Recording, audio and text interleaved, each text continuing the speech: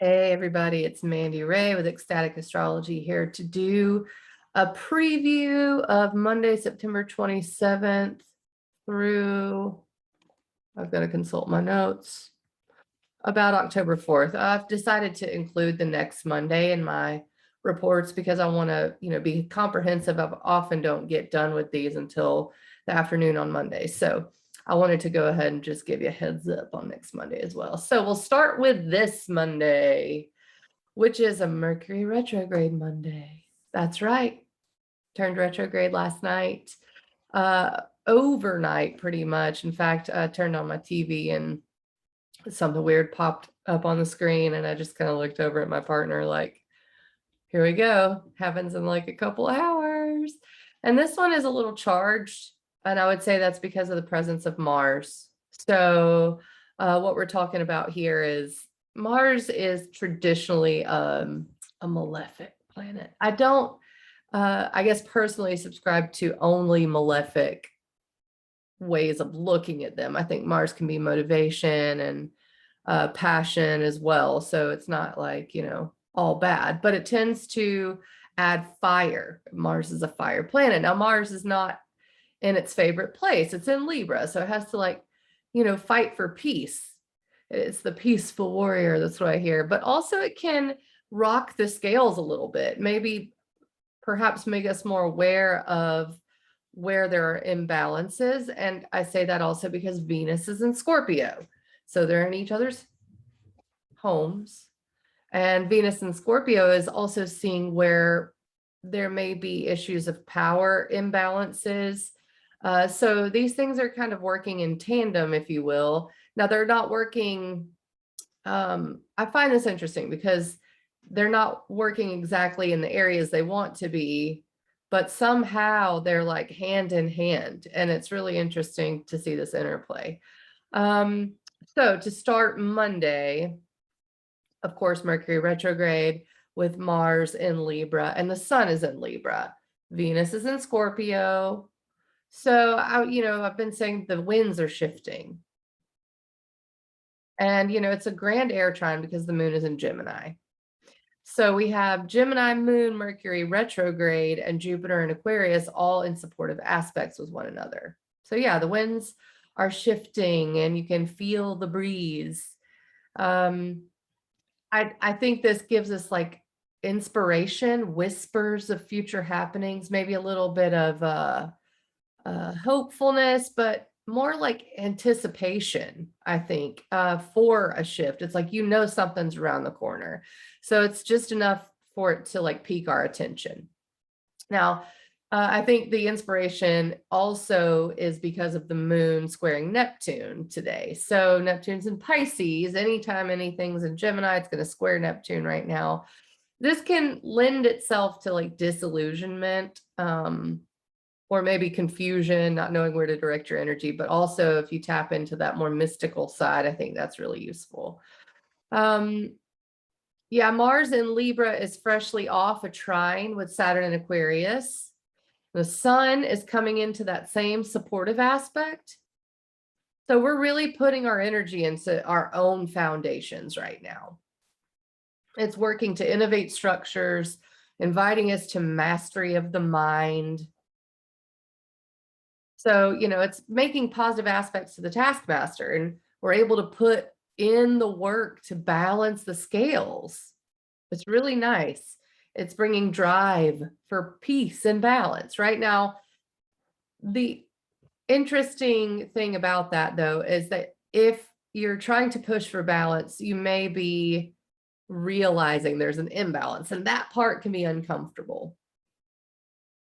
The morning of Tuesday, the 28th, is moon really making its shift into Cancer is the big story. And I say that because that means it is immediately making this sign-based third quarter square aspect to the sun. Let me explain that. There was a new moon in Virgo, I believe that was September 6th. We had the first quarter square moon a week later, and that's a first adjustment to the new, maybe routines with Virgo, maybe It could be work. I mean, lots of different things with Virgo you could have started or set intentions for, whether you know it or not, actually. So the first adjustment comes that first week after it. And then the full moon we just had.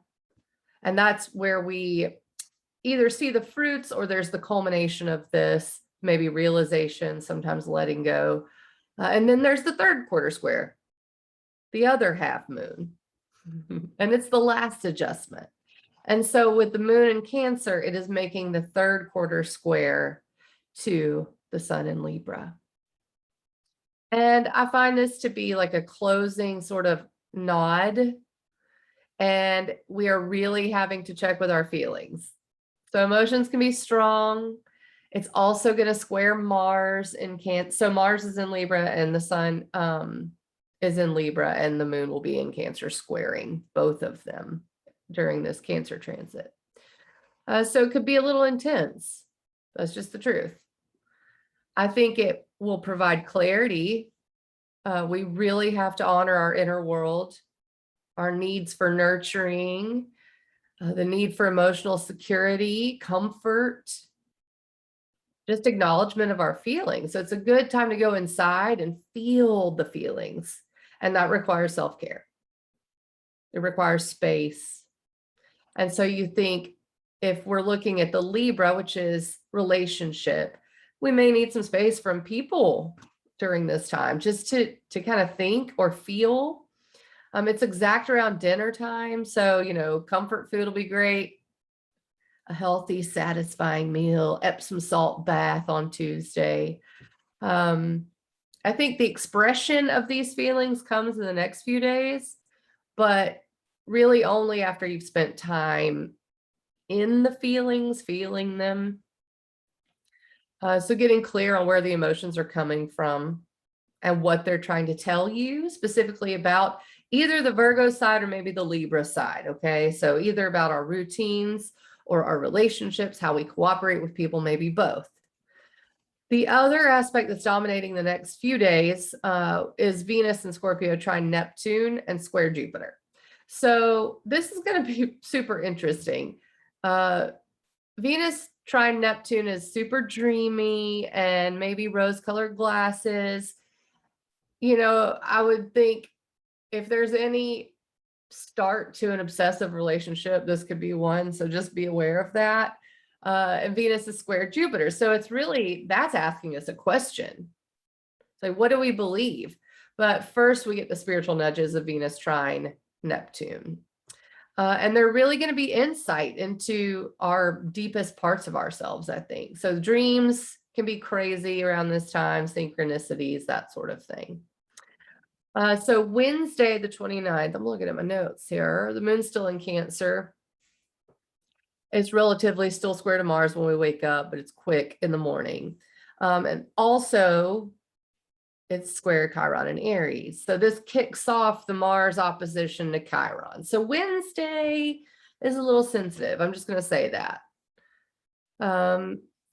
It's not exactly opposite Chiron on Wednesday, the 29th, but with the moon square in Cancer, it really, like, I think gives us the initial feelings of it. And it's called a T-square. So sensitivities could be high. We're acknowledging wounds and hurts, especially around our identity or autonomy. That's what Chiron in Aries is having us do, really. It's a do in Aries. We have to do the healing of how we show up as our true authentic selves, the right to be here, who we are, how we present to people, our passions. So Mars in Libra opposite that, I compared it a little bit to a dull knife. Okay. I know that sounds really great, right? Maybe a rubbing of a wound, right? Like a blister or something. And you really have to notice it with Mars opposite Chiron. And it could be in relationship because Mars is in Libra, which reflects things to us. Are we projecting? Do we get what we need? Who are we in this relationship? Who am I? I deserve to be heard. I deserve to be able to be myself. So yeah, when I say it's a dull knife, I'm not trying to like be scary or anything. It's just the idea of maybe a little bit of a slow or just a rub. Okay. It's a rub, man. So luckily Venus trine Neptune is still pretty strong that day. That can push us into deep integration and understanding of how these wounds like even came to be. So Venus and Scorpio is really pushing us to like our root chakra, to the depths, to see our shadows, to deal with power imbalances, how much we want to share ourselves. Do we want to merge with people? How do we do that? And then, of course, Venus is also square Jupiter, which poses the question. So now that you found this out, how does that change your intentions for the future? Does it? Okay, how do we do this going forward? Jupiter in Aquarius is looking to the future. It really is. So we're innovating our beliefs, really. And we do that through recognizing deep parts of ourselves. And we say, oh, I'm a new person now. Okay. So maybe my future looks a little different. So I hope this aspect does show you that you can do it and you're worthy of the future that you dream of. That's the Neptune. That's the Aquarius. You're worthy of it. That's the Scorpio. The sun also makes its exact trine to Saturn today. And this is Wednesday still that we're talking about, which puts an exclamation point on fortitude. Like I'm going to do it. I can build it. I can do it. I think the evening accentuates this with the moon in Cancer because it's completing a grand water trine. It's connecting in with Venus, connecting in with Neptune. So yes, there may be some wounds that get opened early in the day. We may be feeling like we have to, push forward on something or really stand up for ourselves. But the moon in Cancer and this grand water trine all evening is there's an immense capacity and insight into our worth. I think we're able to really feel into who we are. Cancer is going to tap into that dreams, intuition. I really am looking forward to the synchronicities of all this. I said that already, I think, but yeah, especially starting Tuesday, I think the synchronicities really kick it up a notch. So Thursday the 30th, let's move on to that, continues the Venus square Jupiter aspect. It may be heavier on the, what do you believe about the future? Can you do it? Question mark. How are we building this new future? We're innovating how we feel about the future, our beliefs about what we can accomplish, I think. But ultimately with Mars opposing Chiron, I think we're going to be driven to prove it, like prove ourselves as a way of healing this. Okay. So I still think fortitude's another word for Thursday. Right when we wake up, the moon's opposing Pluto and squaring Mercury retrograde. So I think, yeah, we're determined to be empowered today. And Mercury retrograde's not yet sure how to bring this about. It needs to do some research, but it comes to the realization that it can't go on like this. Like this is we got to be empowered. I'm thinking to myself about my own, I've been pushing toward completely cutting down on things like that I might rely on, like caffeine. Let's just put it that way. And I've realized how much power that can have over me. And this is the notion of, I know I need to shift it. That's the Mercury retrograde, but I got to figure it out. So yes, we are determined to be empowered. We may not have it all sussed out yet, just doing some research. It's like not in one day's work. It'll be like a month-long journey. So the perspective shift is really just starting around now.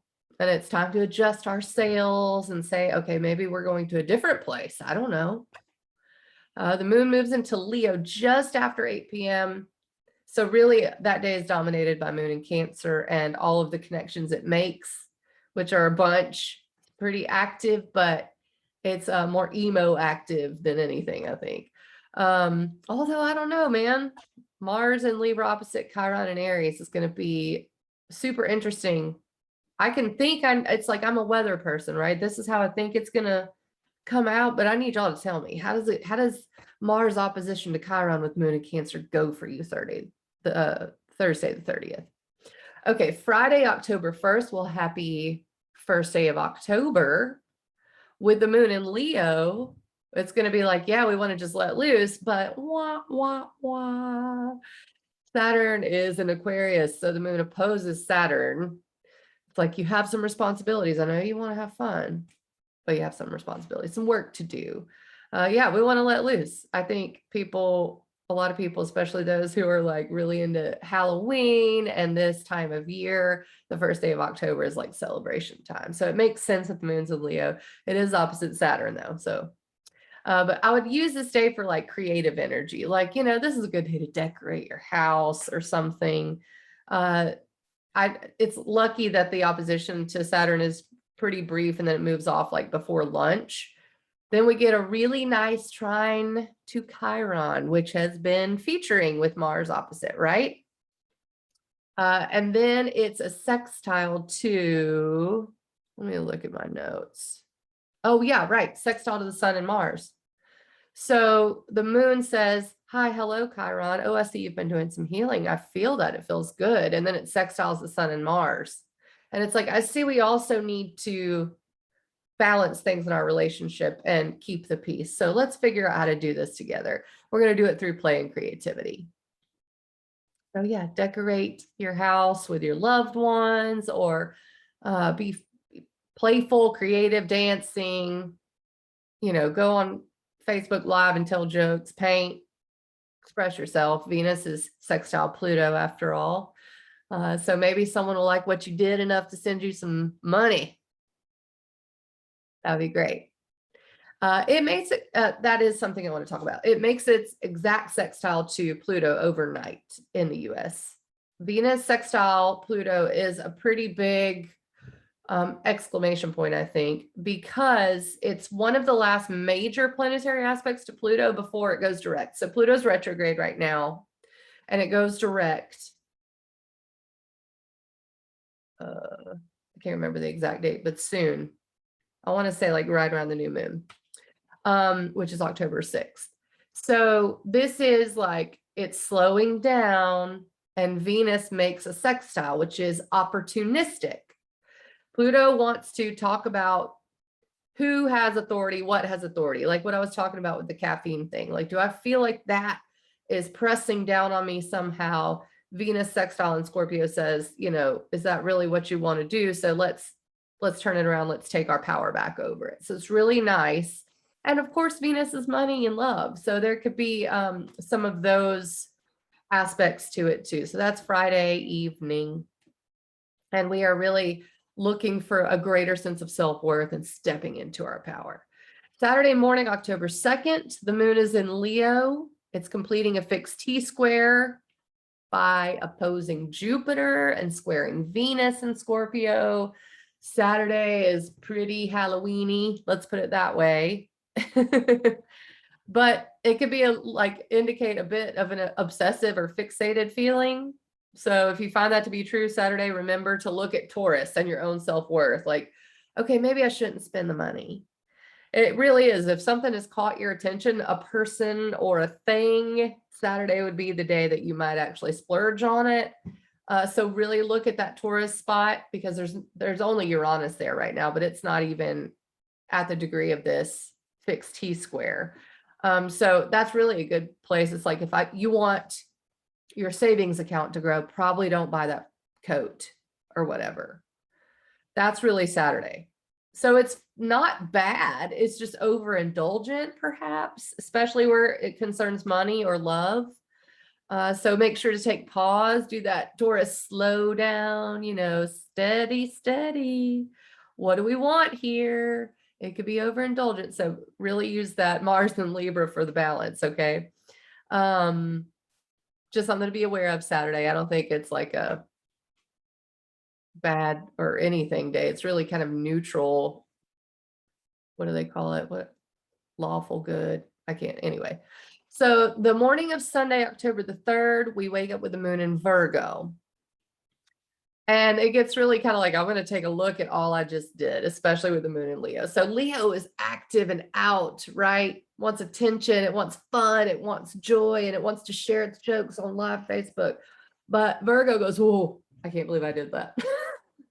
So the moon in Virgo, it could take a hard look at the rest of the week, the way it's gone. It likes to discern, it likes to tweak, it likes to be perfectionist and get to the details and prune anything it doesn't need. So you may decide, I'm glad I tried that, but maybe maybe I need to return that to the store or something like that. So if you're feeling the need to pull back on Sunday, that's okay. That's what that is. And it's ruled, the moon in Virgo is ruled by the Mercury retrograde in Libra. So it really does want to balance and have this sense of fairness, give and take with money and relationships. And so you get very focused on things like that. And it's a good day to tune into the themes of the new moon, which comes up just a few days after this. So we're talking about Sunday, October 3rd. It's a really good day to write down what happened since the last moon phase. It's the first time the moon's been back in Virgo since September 6th. Where the new moon was, and it's gone all the way around, had a full moon in Pisces, all this stuff. It comes back to Virgo. So how did it go? Did you do anything different? Health, routine, work, pets? Virgo rules a lot of things. Mutable earth. Did you prune anything? Did you decide to start a new routine or health cycle or something like that?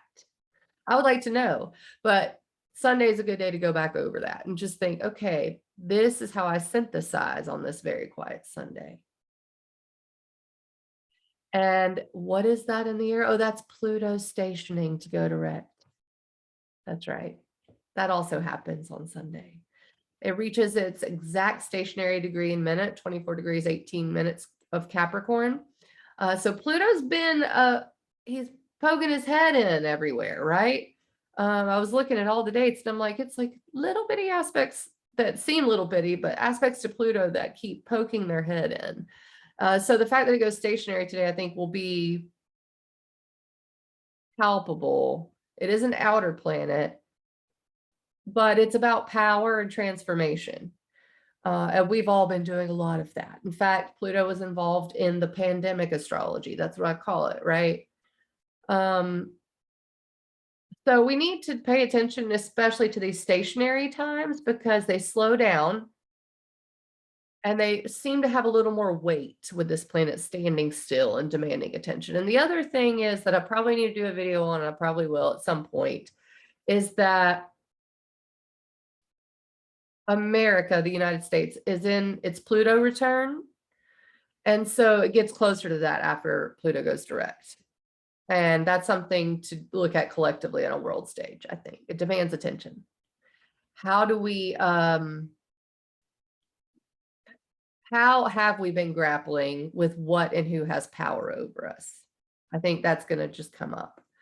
Now let's talk about Monday, October 4th. And I want to go through Monday because I don't get these out until Monday afternoon. So I'm going to give you the next Monday too.